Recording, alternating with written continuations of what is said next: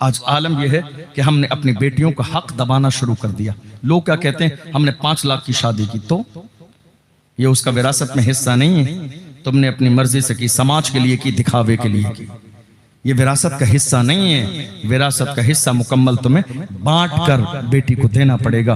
جہیز کے نام پر تم نے جو دیا وہ تحفہ کہلاتا ہے، وراثت کا حصہ نہیں ہے. وراثت میں حصہ نہیں دو گے، یاد رکھو کل قیامت کے دن تمہیں جواب دینا پڑے گا. ہم خالی ہاتھ آئے ہیں، خالی ہاتھ ہمیں دنیا سے واپس جانا ہے. ایک پالشت زمین کسی کی دبا لو گے، یاد رکھنا اللہ کا قرآن کہتا ہے یوم تشہد علیہم السنتہم وایدیہم وارجلہم بما کانوا یعملون. قیامت کا دن وہ دن ہے جس دن زبان تمہارے خلاف گواہی دے گی، ہاتھ تمہارے خلاف گواہی دیں گے، پیر تمہارے خلاف گواہی دیں گے. ایسا نہ ہو یہ زمین کا ایک پالشت حصہ تمہارے لیے جہنم میں جانے کا ذریعہ بن جائے. اس لیے مزاج بناؤ، تھوڑے اور زیادہ کے چکر میں نہیں. جتنا بھی ہے ہمیں اپنی بیٹیوں کا جو حصہ ہمارے مال میں ہے وہ دینا ہے، یاد رکھیے گا.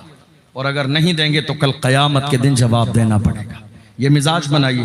آج کئی بار ایسا ہوتا ہے نا، کتنے لوگوں کی بہنوں کو دیکھا گیا جب ماں باپ انتقال کر جاتے ہیں نا، کتنی بیٹیوں کا مائکہ ختم ہو جاتا ہے ماں باپ کی جنازہ گھر سے نکلتے ہی.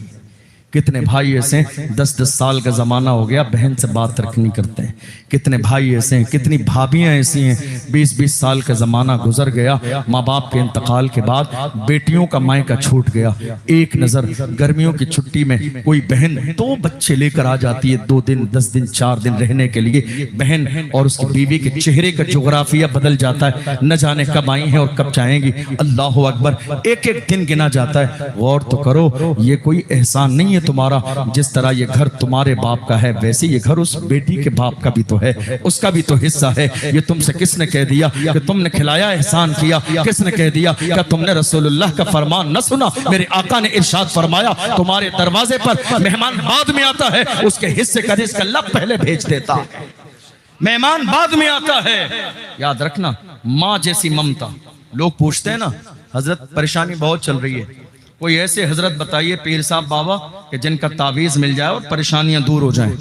میں ان کو بتاتا ہوں ایسا کرو، تم جب کاروبار نہ چلے، جب بیماریاں آئیں، مصیبتیں آئیں، پریشانی کا دور آ جائے، بس آخری جملے دے رہا ہوں آپ کو مشکل سے 10 منٹ، یہ ساری مصیبتیں تمہاری زندگی میں آئیں تو ان ساری چیزوں کے لیے سب سے بڑا تعویذ اپنی بہن کے سسرال جاؤ، بہن کو بلا کے لاؤ اور بہن کو اپنے گھر رکھ کے عزت کے ساتھ اس کی خدمت کرو.